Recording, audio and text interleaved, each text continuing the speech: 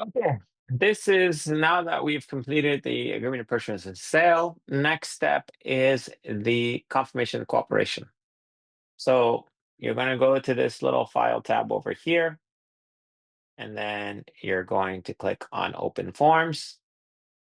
As you can see, we have everything we need here. So now we're doing the confirmation of cooperation. So we click on that.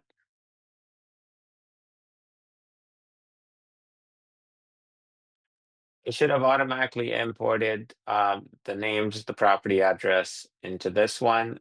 Sometimes it does not do the end, so it just, you can put them back in there. Okay, so the next step, if you are making an offer to a different brokerage, then you're going to do 1A, 1.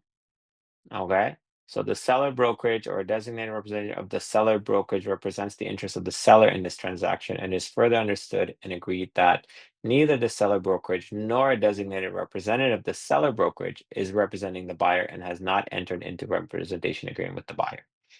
So that's if you are making an offer to a property that is not listed by the brokerage. If the property is listed by Coldwell Banker Saracen, then by a different agent. And as per our brokerage rules, everyone is a designated rep. You are still not in a multiple representation. And therefore, you're going to click on 1A3.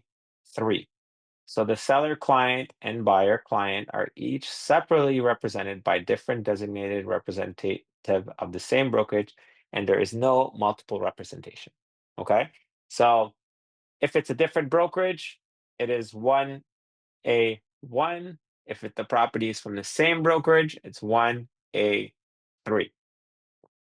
Okay. So very important to pick the correct one. If it's multiple representation, that will be a different video that I'm going to do because there are more forms to fill out. So we're just going to stick to non-multiple representation in this video. Okay, so then you're going to scroll down to 4, cooperating brokerage. So 4A1. Okay, the cooperating brokerage or designated representative of the cooperating brokerage represents the interest of the buyer in this transaction. And then you're going to go to B. And so two ways of going with the commission. So B1, you would put whatever is on MLS. So if we go back here in cooperating commission, we have